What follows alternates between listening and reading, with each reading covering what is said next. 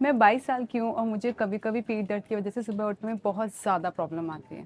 मेरी उम्र अभी 24 वर्ष है और मेरा पीठ का दर्द इतना बढ़ जाता है कभी-कभी कि चलने फिरने में भी दिक्कत होने लगती है। मेरी उम्र 25 साल है। ज़्यादा देर तक खड़े रहने की वजह से मेरी पीठ में काफ़ी दर्द होता है।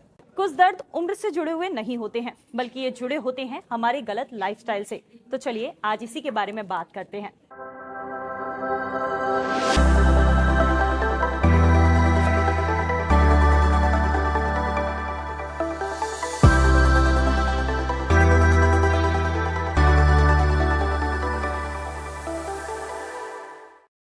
आजकल बैक पेन एक कॉमन प्रॉब्लम है, जिसका मेन रीजन है हमारी खराब लाइफस्टाइल। लंबे समय तक बैठकर काम करना, गलत तरीके से भारी चीजें उठाना या फिजिकल एक्टिविटी में कमी होना, इन सभी वजह से पीठ में दर्द हो सकता है। अक्सर हम पीठ दर्द को इग्नोर करते हैं जब तक कि ये दर्द बहुत ज्यादा ना हो जाए, लेकिन ये समझना बेहद जरूरी है कि कब बैक पेन नॉर्मल है और कब ये सीरियस प्रॉब्लम बन सकता है।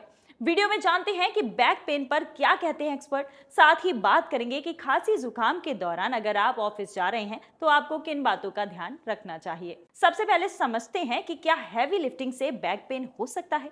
अगर आप सही तरीके से वेट नहीं उठाते हैं तो ये आपकी पीठ पर ज्यादा दबाव डालता है, ज्यादा प्रेशर डालता है, जिसकी वजह से आपको पेन हो सकता है। भारी सामान के उठाने से बैक पेन तो हो ही सकता है। वो वन ऑफ द सबसे कॉमन कारण है कि मैंने सडनली नीचे झुका, मैंने कुछ उठाया, मेरे को बैक पेन हो गया। कारण बिकॉज मैं कसरती शरीर तो है नहीं, फिट है नहीं, तो मांसपेशियां कमज़ोर हैं। ऐसे में मैंने ज़ोर लगा दिया कुछ ऐसा काम करने के जिसकी मेरे को शरीर को आदत नहीं है। तो जब मैं ऐसा करूँगा तो सारी मसल्स पुल होंगी, वो हाथों की भी होंगी, वो स्पाइन की भी होंगी। तो इस तरीके से आपको पेन होगा और इस तरह की एक्टिविटी से आपको परहेज करना चाहिए। बैक पेन कई दिन की गलत आदतों का रिजल्ट होता है। गलत पोस्चर में बैठना, बार बार झुकना या फिर लंबे समय तक आराम किए बिना बैठना, ये सब आदतें बैक पेन को बढ़ा सकती हैं। अगर आप भी ऑफिस में घंटों डेस्क पर काम करते हैं तो ये समस्या हो सकती है। लंबे समय तक सेम पोजीशन में बैठने से पीठ पर प्रेशर पड़ता है, जिससे दर्द बढ़ सकता है। अगर आपकी चेयर सही नहीं है या आप गलत तरीके से बैठते हैं तो ये बैक पेन की समस्या आपकी और ज्यादा बढ़ सकती है। Posture is very very important as far as back pain is concerned and it is one of the major factors back pain होने का। क्योंकि अगर आप झुक के बैठेंगे या एबनॉर्मल पोजीशन में बैठेंगे तो आपकी स्पाइन झुकेगी, आपकी एबनॉर्मल ग्रुप ऑफ मसल्स खींचेंगी और वो ऑलरेडी कमज़ोर हैं, वो खींचेंगी तो दुखेंगी, तो बैक पेन तो होगा और क्रॉनिक भी होगा। वहीं ये समझना जरूरी है कि आप जिस पीठ दर्द को महसूस कर रहे हैं वो आम समस्या है या कोई गंभीर समस्या। बैक पेन सीरियस तब मानेंगे कि बैक पेन सिग्निफिकेंटली आपकी लाइफ को अफेक्ट कर रहा है, आपको नॉर्मल काम नहीं करने दे रहा डे टू डे के, और आपको बाकी जनरल काम करते वक्त एक लगातार तकलीफ रह रही है। तो उसको हम बोलेंगे कि हाँ, ये सिग्निफिकेंट है, इसको इन्वेस्टिगेट करना चाहिए। अगर दर्द कुछ दिन में ठीक हो जाए और आराम करने से कम हो जाए तो ये नॉर्मल हो सकता है, लेकिन अगर दर्द लगातार बना रहता है या फिर बढ़ जाता है तो ये सीरियस प्रॉब्लम हो सकता है। ऐसी कंडीशन में आपको डॉक्टर को कंसल्ट जरूर करना चाहिए। हमारा खराब लाइफस्टाइल बैक पेन का कारण कैसे बनता है ये भी समझ लेते हैं। Most common causes of back pain, number 1 आपका वजन, नंबर 2 आपकी दिनचर्या, नंबर 3 आपकी एक्सरसाइज, नंबर 4 आपकी कौन सी बीमारियां हैं, जनरल बीमारियां जैसे ब्लड प्रेशर, डायबिटीज़, हाइपोथायराइडिज्म या और कोई तकलीफ जिसके कारण आपका शरीर कमज़ोर हो रहा है और उसके कारण आपको बैक पेन हो रही है। ये सबसे कॉमन कारण है बैक पेन के। बट हाँ, वो शुरुआत किसी का मेहनत करने से हो सकता है, किसी का अपने आप धीरे से हो सकता है, किसी का टेढ़े मेढ़े सोने से हो सकता है, या एक गलत पोजीशन में बैठने से भी हो सकता है। चप्पल और जूते बहुत कंफर्टेबल होने चाहिए, स्टाइलिश हाँ कभी कभी, बट अगर आप बहुत ज़्यादा बड़ी हील या एक ज़्यादा छोटा जूता या ज़्यादा बड़ा जूता एबनॉर्मल या चप्पल पहनते हैं तो उसमें आपके चलने की जो तरीका है वो बदलेगा। जैसे ही चलने का तरीका बदलेगा तो आपकी जो स्पाइन की मसल्स एक्ट करती हैं, जो एक्टिव रहती हैं चलते वक्त, वो मसल्स चेंज हो जाएंगी। जब वो मसल्स चेंज हो जाएंगी तो वो बैक पेन आएगा। क्या बैक पेन को प्रिवेंट किया जा सकता है? अगर हाँ तो कैसे? चलिए ये भी समझते हैं। ऐसी बहुत सारी एक्सरसाइजेज हैं जो आपको गूगल पे मिलेंगी जो बैक पेन के लिए की जाती हैं, बट मैं आपको एक राय दूंगा, सबसे अच्छी एक्सरसाइज है walking. Walking is the best exercise, because आप वॉक करेंगे, सबसे सिंपल एक्सरसाइज है, उसमें आपको बहुत दिमाग लगाने की ज़रूरत नहीं है। जितना वॉक करेंगे आपको वज़न कंट्रोल करने में हेल्प करेगा, आपकी मांसपेशियों को बनाने में मदद करेगा, उसके कारण आपका जो नॉर्मल हल्का फुल्का बैक पेन है वो कंट्रोल में रहेगा और बार बार बैक पेन होने से बचेगा।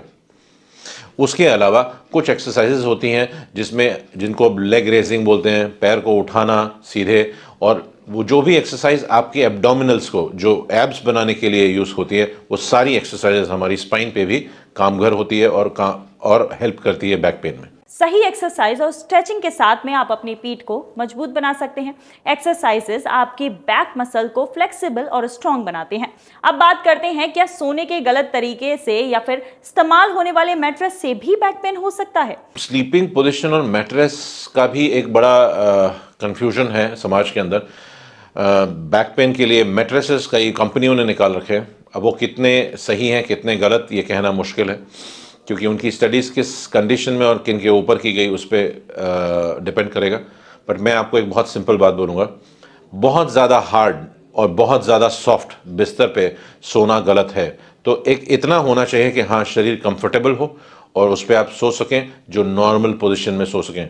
अगर आप एबनॉर्मल पोजीशन पे सोएंगे, ज़्यादा तुड़ के मुड़ के, या अगर टेढ़ी पोजीशन में आप सोएंगे, तो आपको बैक पेन हो सकता है।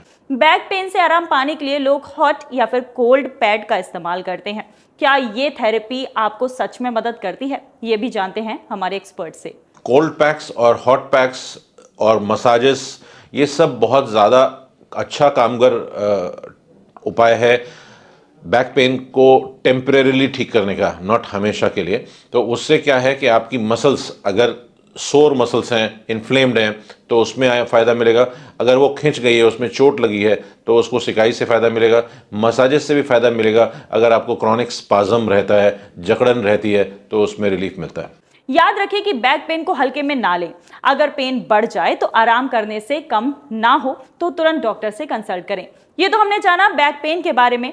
अब बात करते हैं कि खांसी जुकाम के बाद अगर आप ऑफिस जा रहे हैं तो आपको किन बातों का ध्यान रखना चाहिए।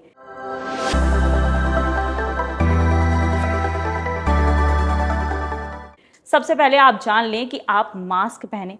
खांसी या जुकाम में संक्रमण बहुत तेजी से फैलता है, इसलिए हमेशा मास्क पहनकर ही ऑफिस जाएं। वहीं आपको ध्यान रखना है कि आप अपने हाथों की सफाई करते रहें, ऑफिस जाने से पहले या फिर बाद में। साथ ही खांसने या छींकने के बाद अपने हाथों को अच्छे तरीके से धो लें। सैनिटाइजर का भी इस्तेमाल करें। ध्यान रखें कि आप काढ़ा पिएं। खांसी जुकाम से राहत पाने के लिए घर से काढ़ा लेकर आप ऑफिस जा सकते हैं। काढ़ा सर्दी जुकाम में काफी ज्यादा फायदेमंद होता है, साथ ही आपके गले को काफी आराम भी पहुंचाता है। घर से खाना लेकर जाएं। बेहतर होगा कि आप घर से हल्का और पौष्टिक खाना लेकर अपने ऑफिस में जाएं। ये आपकी सेहत के लिए बहुत ज्यादा फायदेमंद रहेगा। खांसते और छींकते समय टिश्यू या फिर रुमाल का इस्तेमाल करें। अब बढ़ते हैं फायदे की बात की ओर। जानते हैं कि सर्दियों में मक्के की रोटी खाना आपके लिए क्यों फायदेमंद है। बहुत सारे लोग इसे खाना काफी ज्यादा पसंद भी करते हैं।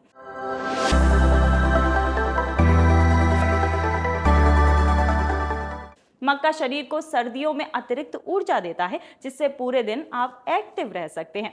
मक्के में कैल्शियम और फास्फोरस होता है, जो हड्डियों की सेहत के लिए बहुत ज्यादा फायदेमंद है। मक्का फाइबर से भरपूर होता है, जो पाचन को सुधारने और कब्ज को रोकने में मदद कर सकता है। वहीं सर्दियों में मक्का शरीर को गर्म रखता है, जिससे सर्दी से बचाव होता है। अगर आपको ये वीडियो पसंद आया तो लाइक और शेयर करें, और ऐसे ही और हेल्थ टिप्स के लिए हमारे चैनल से जुड़े रहें। अगर आपका कोई सवाल है तो आप हमें कमेंट करके पूछ सकते हैं। साथ ही किस टॉपिक पर आप वीडियो देखना चाहते हैं ये भी आप हमें कमेंट्स में बता सकते हैं। हम आपसे मिलेंगे अगली वीडियो में। तब तक आप अपना और अपनों का ख्याल रखें।